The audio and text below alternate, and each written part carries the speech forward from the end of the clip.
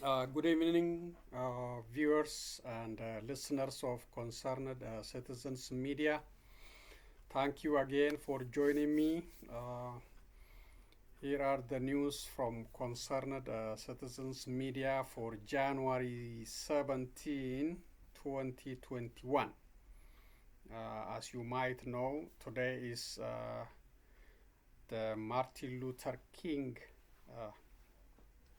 Day. So I will start today's presentation with Martin Luther King famous speech, I have a dream. So we have to give credit for his movement, for changing the situation in the United States, especially in a peaceful method of struggling against racist, against oppression. So it's a very known model since Indira Gandhi. So Martin Luther King also should be credited for all effort he contributed for peaceful movement to make a better world for all of us. The situation, the discrimination getting much better, but is not 100% completed. Still so many forms of discrimination in the United States, whether in gaining employment or raising practices, position appointments, so many issues, housing, discrimination, and in a different way, not in a direct way. They can't do it in a direct way because the law is there. The law is there. So there are so many undercover activities. You cannot, hard to challenge them in court, whether you see it in employment, hiring, housing, and so many others. It's not perfect yet. It still need more movement, like Martin Luther King. It's not. You don't need armed movement against the United States system, but maybe continued Martin Luther King style, demanding for more justice, more equality, more opportunities, and more scrutiny in these undercover racist practices still exist in the United States. So, for his credit, for commemorating his day, I will start today with his famous speech, then continue with another video on oil lay operation. Then I will read some other news. Then I have two more videos at the end. That will be the conclusion. So thank you again for joining me. Let's get started.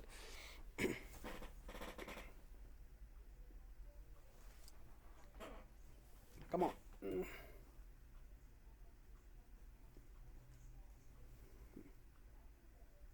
With this faith, we will be able to transform the jangling discords of our nation into a beautiful symphony of brotherhood. With this faith, we will be able to work together, to pray together, to struggle together, to go to jail together, to stand up for freedom together, knowing that we will be free one day. This will be the day when all of God's children be able to sing with new meaning, my country tears of thee. Sweet land of liberty, of thee I sing. Land where my fathers died, land of the pilgrims' pride. From every mountainside, let freedom ring. And if America is to be a great nation, this must become true. So let freedom ring. From the prodigious hilltops of New Hampshire, let freedom ring.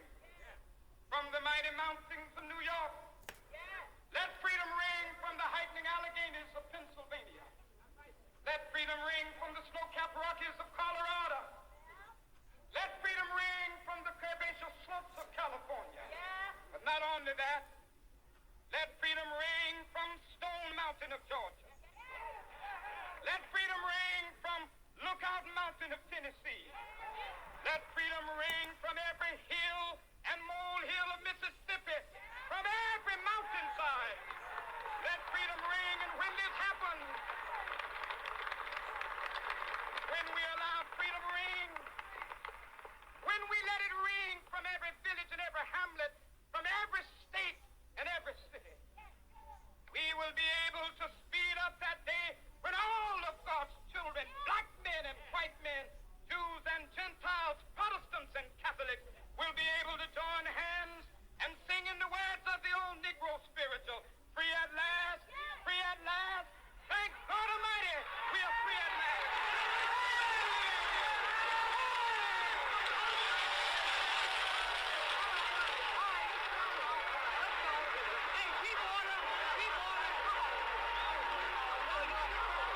Okay, that's one of the most inspiring speech done by Dr. Martin Luther King. Yes, the freedom ring from all corners of the United States, from all cities, all states.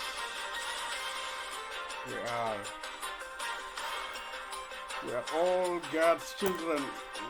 Let's go jail together.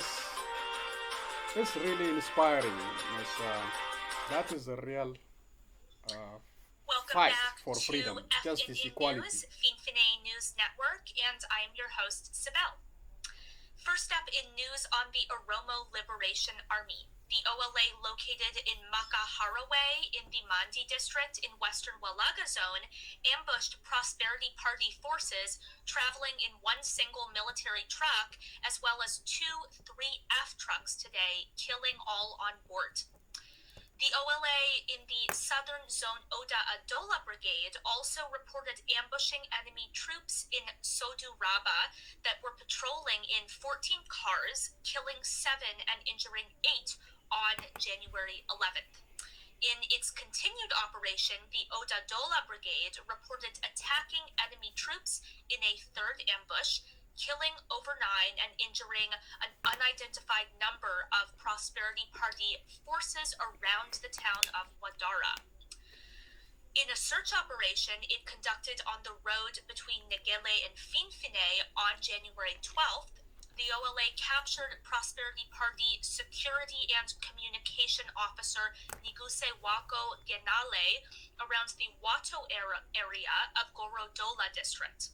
The OLA also reported capturing another unidentified enemy combatant and a Sino truck that belonged to the Prosperity Party on January 12th. The Oda Adola Brigade also reported ambushing enemy troops, killing 7 and injuring 3 today around the town of Wadara in the eastern Guji zone.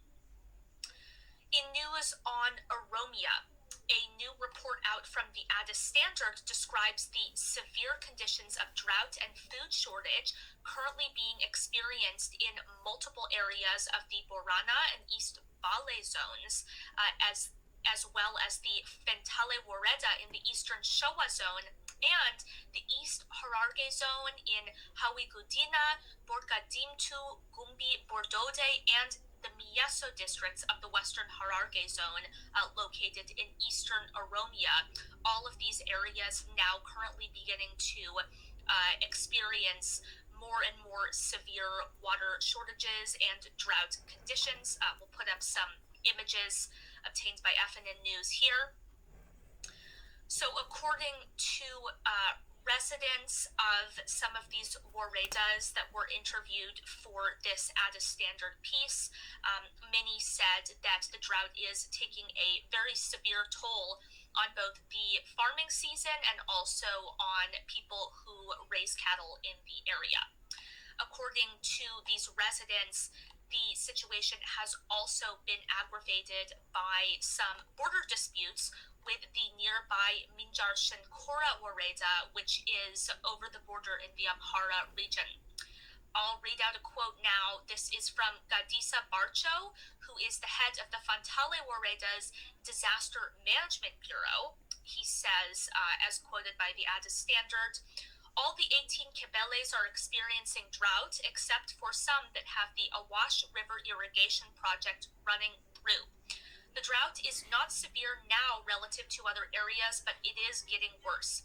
In some areas, the shortage of water and pasture is forcing the residents to migrate. The situation is worrisome. We have assessed the impact of the drought and reported it to the concerned body. We are still collecting data. We don't have the final figures as to how many people are affected. And local authorities are also attempting to address the situation by setting up some local water distribution spots at health posts and schools where residents can go to get water that is safe for drinking. Some also say that many children and students are missing school or even dropping out of school to help their parents deal with the situation and find food and water. Meanwhile, some other families are fleeing their homes, whether that is due to the drought or the uptick in violence in the area that FNN has, of course, reported on thoroughly.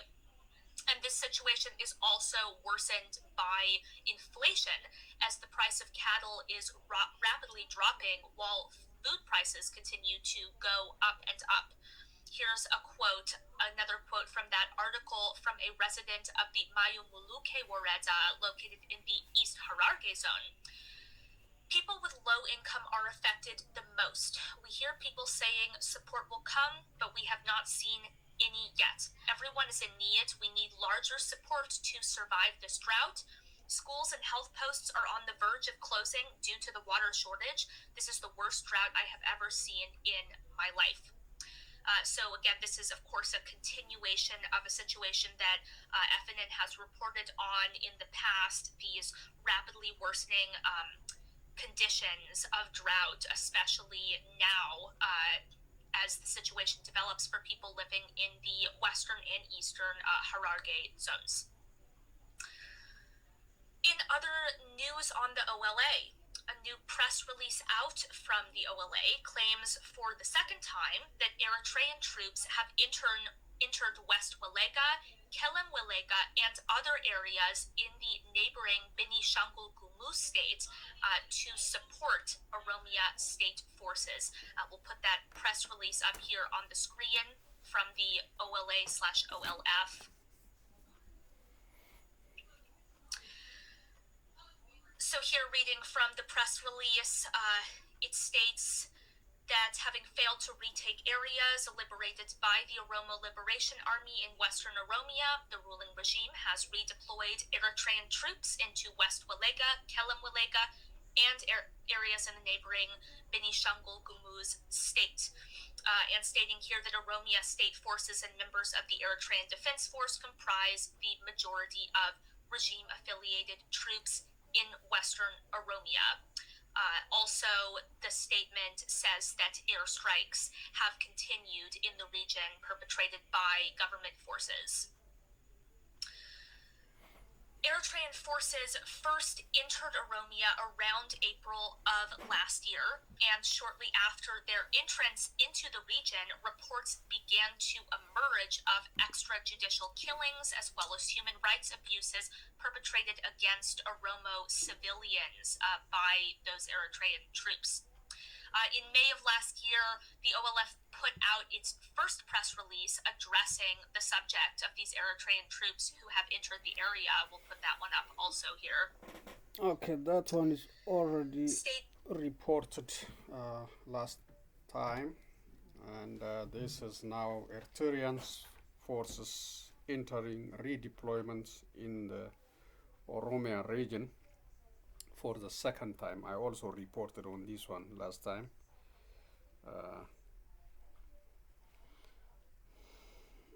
Okay, let's see.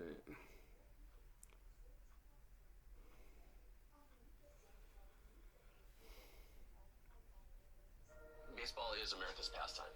This is the sport that has been here for... He had largely skipped. Okay. So I have two more videos at the end. let's do the reading part. So the Eritrean issue is a very serious one. I hope the international community pays attention to it and demand Eritrean forces withdrawal before too late, before another genocide happening again in Oromia. It's already happened in Tigray region. Several atrocities carried out by Eritrean forces, by Amara militia and Fano. Now this is coming back to Oromia region unless addressed urgently by the international community.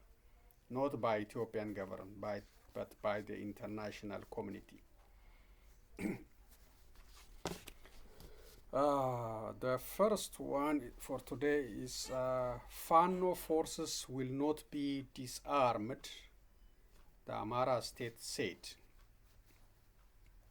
Amara State Government Communication Bureau head Gizacho Mulune told the Ethiopian press agency that the government will organize and not disarm Fano members who have paid sacrifices for the survival of the country and people's freedom.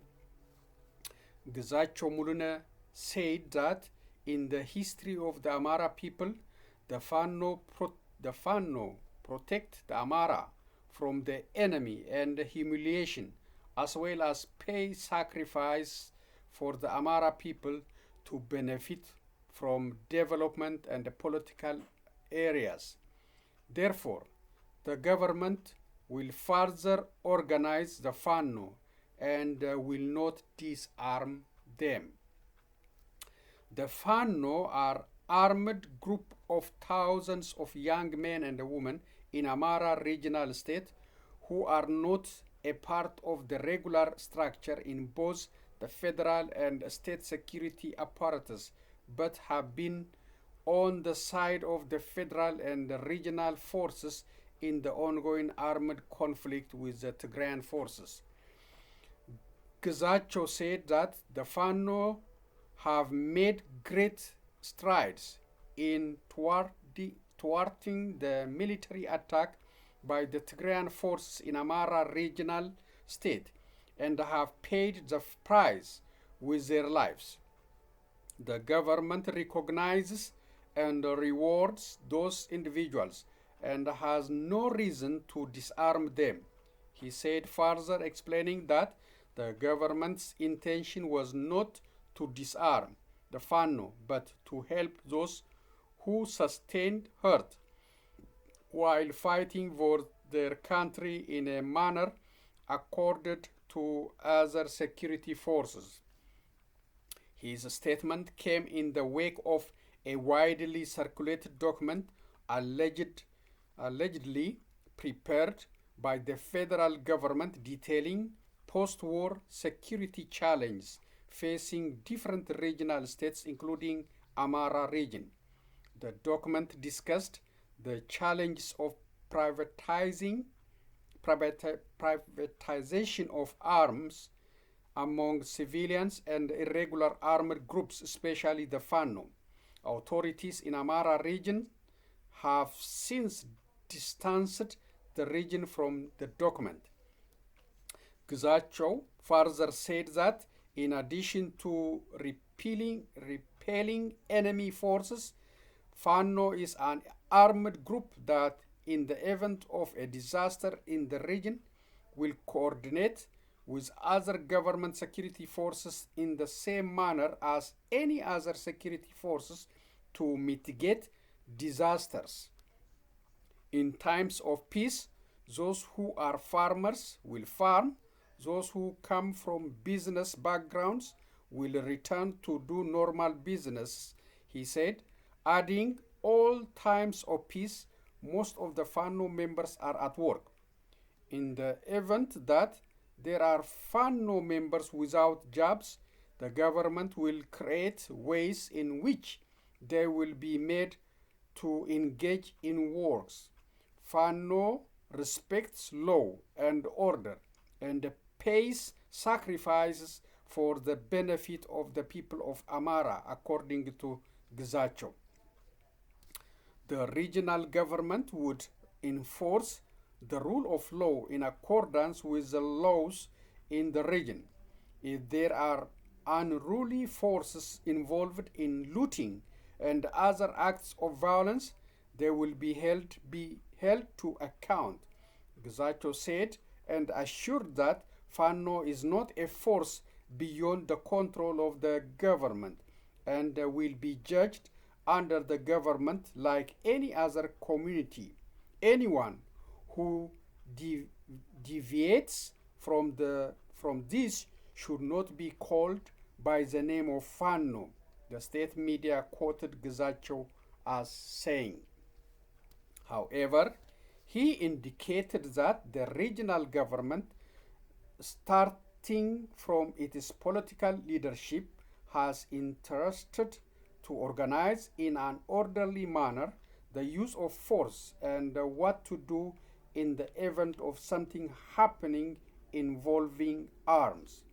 To this end, he emphasized that the attempt was not related to disarmament, but a process that looks into the orderly administration of arms in the region. He criticized the use of social media to disseminate untrustable confusion, to divide the people, sow hate among each other, and create uncertainties to weakening the people of Amara. He also said that the public should only take information from the right sources without paying attention to these forces. So that is the position of the regional government of Amara concerning the Fano militia. And this group is, as I reported on it, is uncontrolled group involving multiple crimes, especially against the Wallo Oromos, and plus the oppression in Benishangul Gumuz, plus in Wallagga region. So this is uncontrolled group, undisciplined group, and they are doing all the atrocities against civilians and these weak so part of the societies. So now they are praising them, and they are not disarming them. There is also a report indicating that they are giving them the uniform, the regular uniform, to integrate them into the system instead of disarming this uncontrolled group. So credit for this one is at this standard.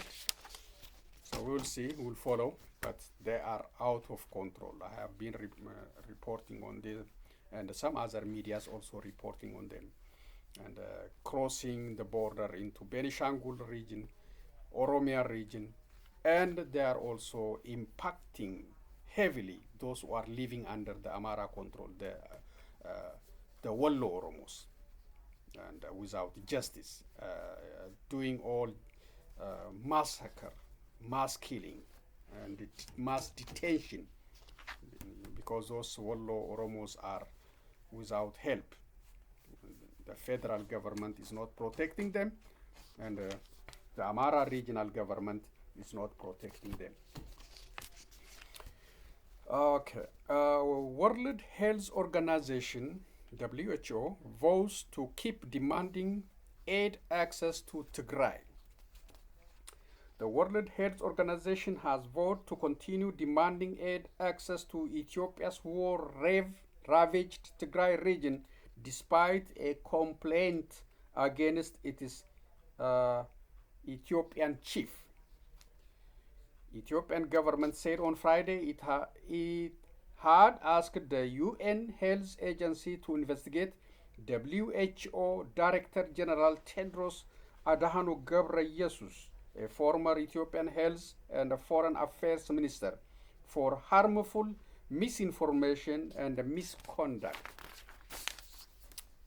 The government accused him of backing rebels in his native Tigray.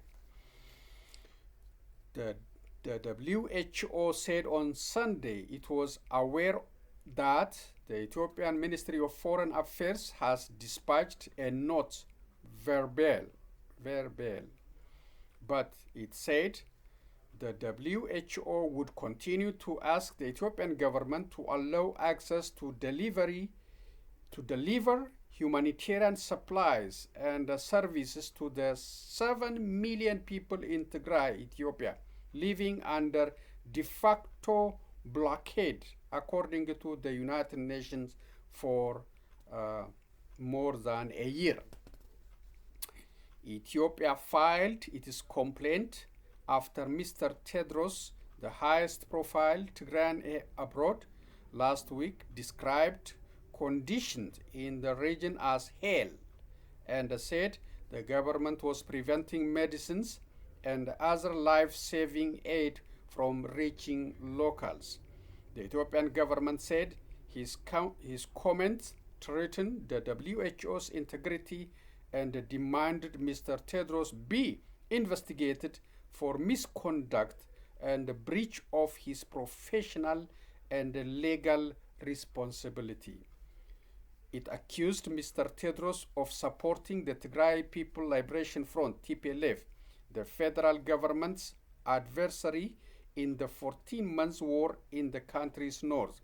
Ethiopia's mission to the UN also protested against the WHO head's remarks and called for Mr. Tedros to recuse himself from all matters concerning Ethiopia. The WHO, however, stressed that Tigray was not different than any other humanitarian setting where it and other UN agencies require unfettered access to be able to protect and promote the health and the well-being of all vulnerable and displaced people. It said it had been prevented from delivering health supplies to Tigray since July 15, 2021, despite multiple requests to Ethiopian authorities, even as it was allowed to deliver aid to other northern regions of the country. Ethiopian forces and their allies have been fighting the TPLF since November 2020, when Prime Minister Abiy Ahmed sent troops into Tigray after accusing the rebels of attacking army camps. Thousands have died in the fighting, while many more are facing starvation. The World Food Programme said on Friday that its operations were grinding to a halt in northern Ethiopia because of fierce fighting was preventing aid from reaching millions in need. Credit for this, the nationalnews.com. So, despite Ethiopia accusing Mr. Tedros,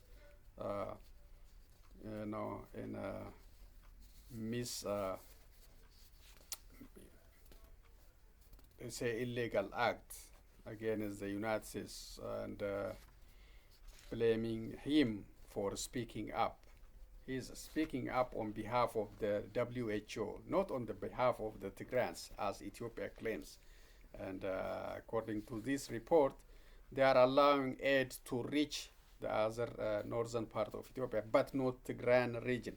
So this is unfair. This is a crime by itself. But what can you do? What can you do? Abiy is still resisting, and he's not paying any price for that. Any price, except some sanctions and some restriction on AGOA. That's not enough to stop this guy. 7 protesters killed in Sudan amid calls for civilian disobedience. Sudanese security forces killed 7 protesters in fresh anti-coup demonstration on Monday, triggering calls for civilian disobedience nearly 3 months after the military takeover. To disperse protesters, the security forces now use lethal tactics and military weapons, including machine guns and heavy machine guns such as DDHK or Dushka, and armored vehicles. The Pro-Democracy Central Committee of Sudanese doctors, which deploys medical emergency teams during the protest, said the security forces killed 7 protesters. The medical group added that about 100 others are wounded by bullets and other weapons. Monday's casualties bring to 71 the death toll of protesters killed after the coup of October 25. The anti-coup demonstrations took place in Khartoum state and Wad Madani of Al Jazeera state, as well as other towns in several states. During the past weeks, the Sovereign Council pledged to investigate the killing of protesters, the attacks on hospitals and medical personnel, as well as media offices. On Monday, the Sovereign Council held a meeting to discuss the security situation with the participation of 3 members of the signatory group. After the meeting, the military-led collegial body issued a statement praising the cleverness of the security forces.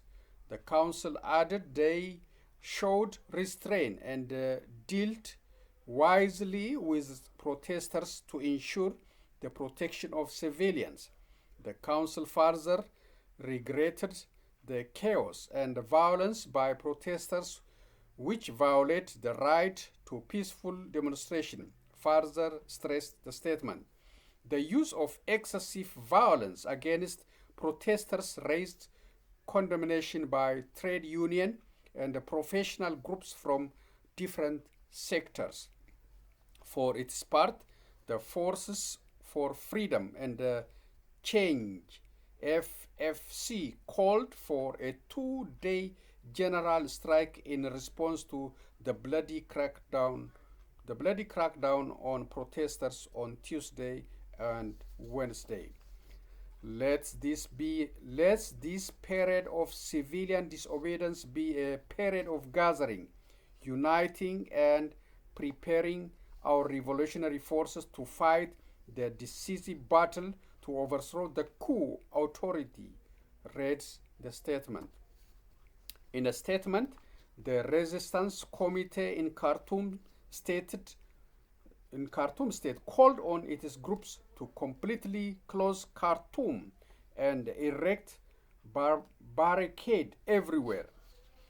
They further called on professionals, employees, and workers everywhere to establish their committees in the workplace and to coordinate with the resistance committees in preparation for the general strike and the implementation of civil disobedience on the 18th and the 19th of January.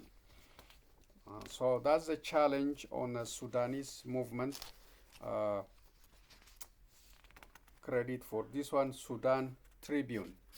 So it's regrettable to see the loss of life.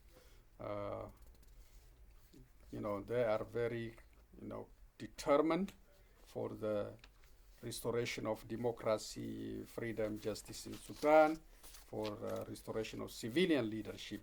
They are still challenging, but they are, losing their life for this movement. It's regrettable. I hope it will be end soon without further deaths. This is Somalia. Somalia suicide bomb attack.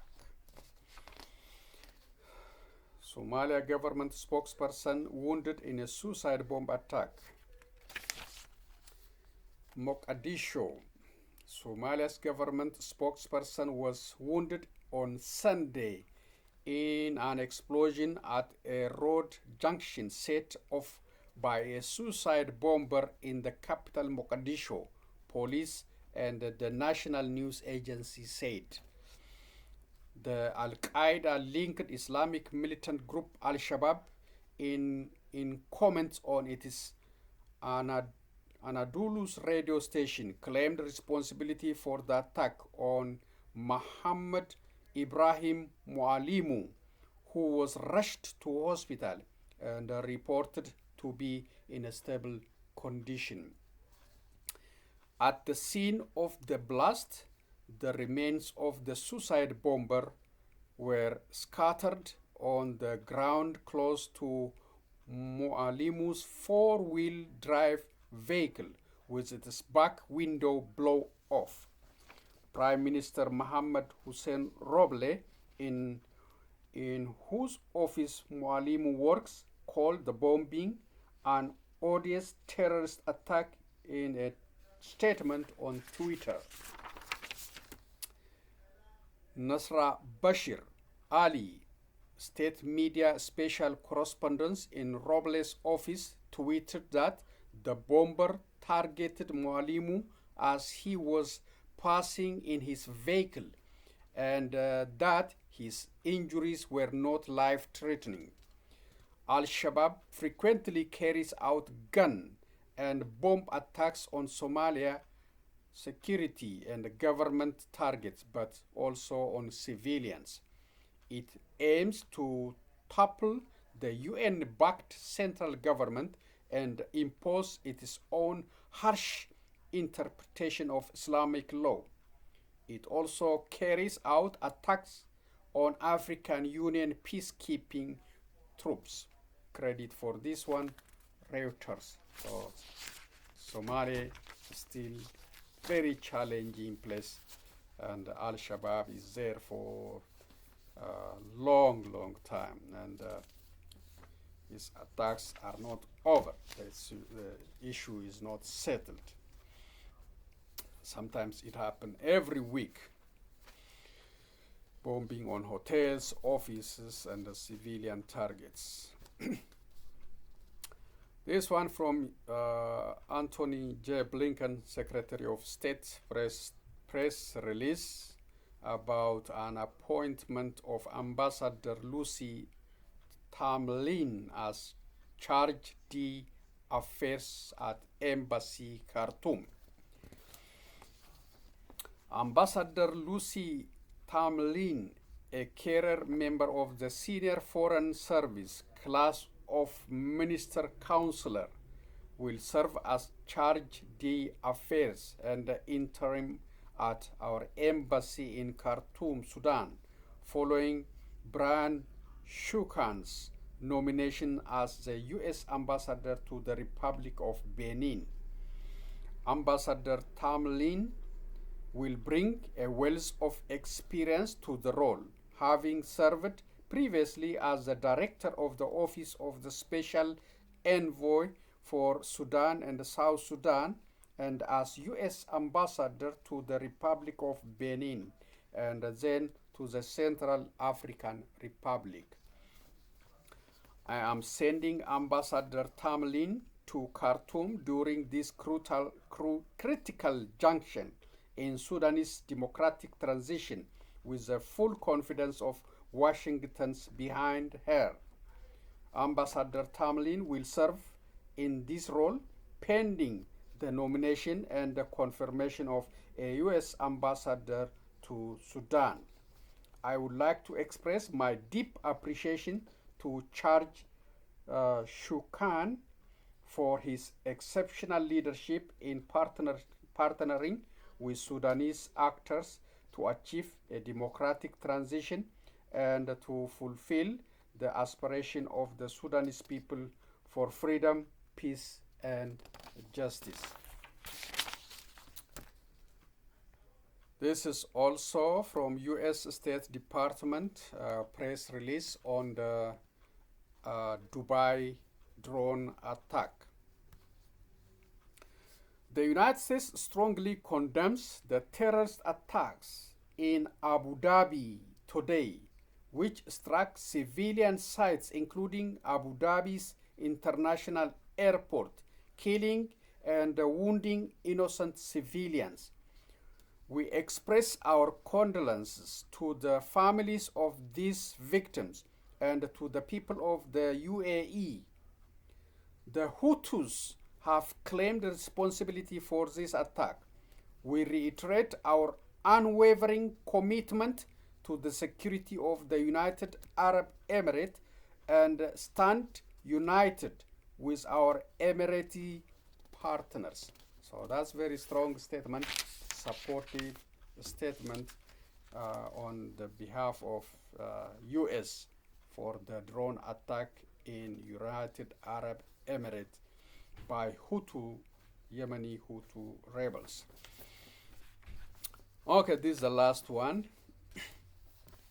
for reading. Saudi female engineer wins international award for inventing cancer detecting chip. Saudi engineer has won the Innovators Under 35 award for developing a chip that can detect different types of cancer in the human body. Dana Al-Suleiman works as assistant professor of material science and bioengineering at King Abdullah University of Science and Technology, and according to the MIT Technology Review Arabia website, she was awarded for her work, which is described as a functional hydrogel coated microneedle platform which enables rapid and non-invasive sampling and the detection of cancer-specific biomarkers from the skin's interstitial fluid. The 28-year-old told the Alaki Barrier Channel, "It is a small chip made of micro needles covered with a substance that is placed on the skin. It is able to absorb liquid and detect cancer biomarkers in an easy and non-invasive ways," she explained. "The reason that prompted me to create the slide is the painful and the tedious process of the traditional way, where a sample is taken from the patient," she added. Al-Suleiman also revealed that the invention was granted a U.S. patent and that the technology is currently being developed and manufactured from sustainable materials by the King Abdullah University. Presented by Majara and MIT Technology Review Arabia, the Innovators Under 35 Award aims to recognize Arab technical experts, researchers, and scientists below 35 years of age over their contribution to a wide range of fields. Credit for this one, Middle East Monitor. So that's encouraging technological discovery because we have still several challenges in dealing with cancer. So these chips maybe is a breakthrough to identify cancer. So thank you for Dana Al-Suleiman for inventing it. Okay, so let's share a couple of more videos and end today's presentation. Thank you again for sharing your time with me. Here we go. These are not long videos, these are short ones.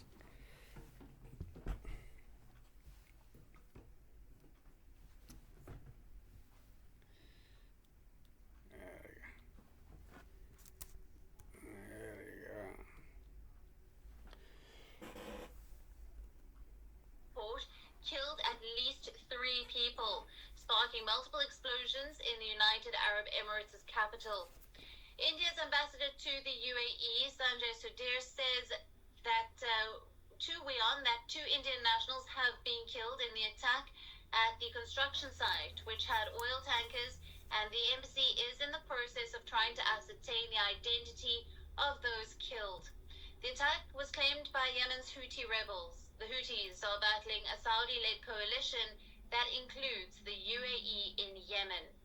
Now, they have frequently launched cross-border missile and drone attacks on Saudi Arabia, but have claimed a few such attacks on the UAE. The 3 people who were killed and 6 others were wounded when 3 fuel tank trucks exploded in an industrial area. The Houthis' military spokesman said that the group launched a military operation deep in the UAE and would announce important military operations in the coming hours. The UAE had largely scaled down its military presence in Yemen in 2019. This was amid a military stalemate and heightened regional tensions with Iran, but continues to control through the Yemeni forces that it armed and trained.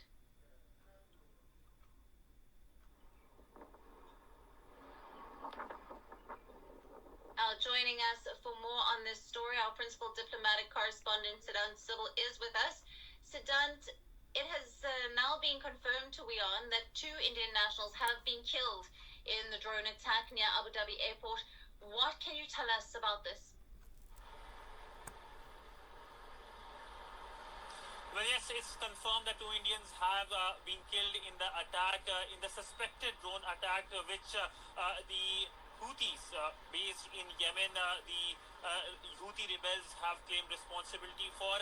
This was the second time that Indians have been under attack because of the Houthis' actions against UAE interests, because on 3rd of this month, on 3rd of January, we saw a vessel, a UAE flagged vessel being hijacked by Houthi rebels.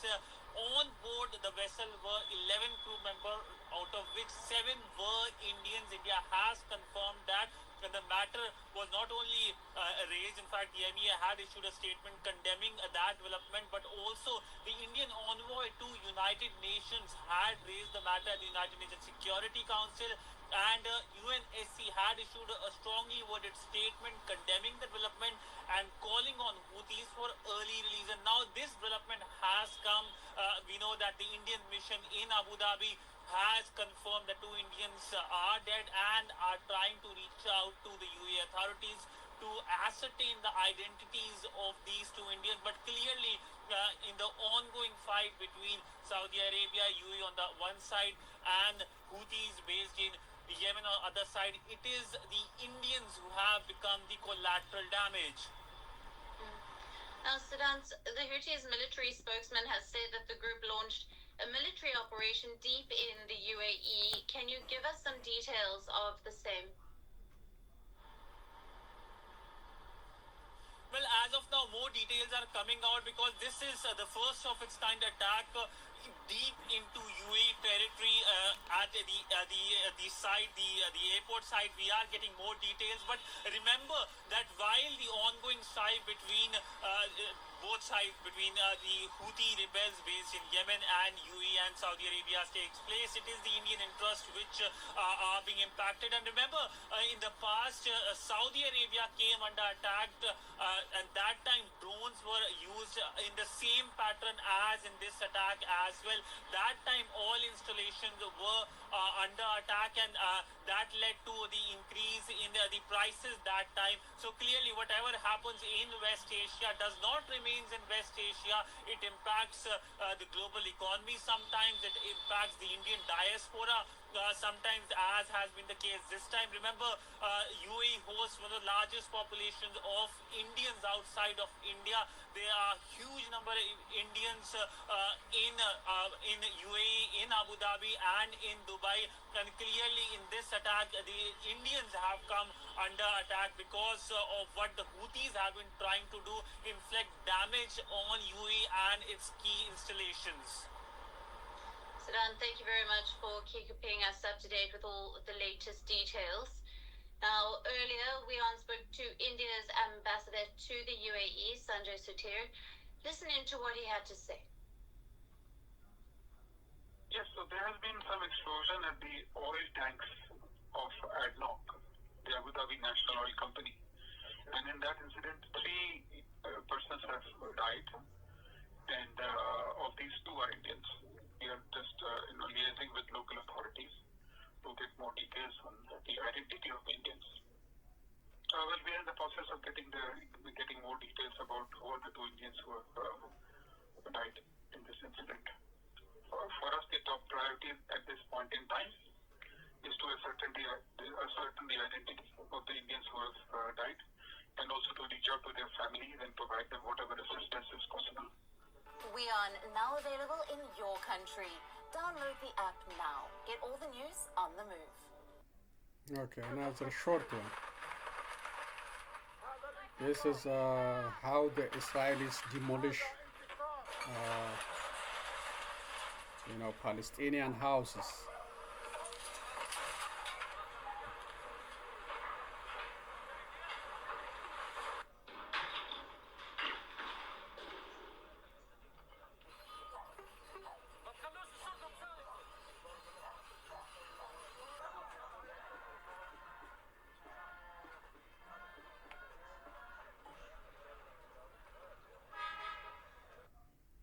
Okay, that's a serious issue in the Middle East, ignored by the international community for a long, long time. And Israelis expand their housing projects, expand their territories by using the court system and the military force, the police, everything they have in power. And the international community is silent. So anytime they want to demolish the house, they will secure the area with strong military. Then they will do their job, and they expand their project in that way. It's the real apartheid allowed to continue to happen in Middle East in this 21st century. Nobody say anything. There is a talk of 2-state solution. So far, nothing happening. It's disappointing to see this. I hope they will have 2-state solution very soon in that area. If not, it's going to continue the demolition and Israel expansion into more Palestinian territories. And the other one is the Hutu issue, the Yemeni Houthis. That's also a challenge.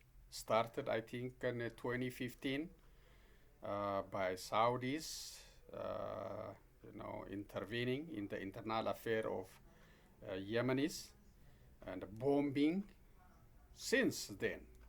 And UAE also part of it. They bombed.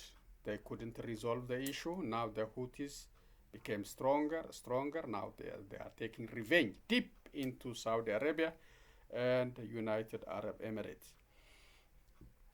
No ending sight at all. So let me close by saying today is Martin Luther King Jr. Day, and I admired his peaceful strategy to defend the rights, the voting right, and equality, justice for all. And we should appreciate his strategy and continue his path for further gains, and especially the challenge we have in eliminating the voting rights and putting more restriction on our voting practice in the United States by Republican and some conservatives. So you have to continue the resistance movement. As I said, we are not out of the wood 100%. Still discrimination in a different way. You have to keep track of them. You have to challenge them whenever you see, whether it's in employment, housing, in a voting right restriction, whatever tactics are there. You have to use Dr. Martin Luther King strategy to challenge them and demonstrate against them, expose them, and keep on fighting until we are 100% perfect in all forms of justice, equality, freedom in the United States and above. So that's my closing. Happy Martin Luther King Day. Please stand up for your right. Stand up for your right. Everywhere when you see injustice, you have to fight against it. And thank you for joining me. I will be back with other news and update. So long, everyone.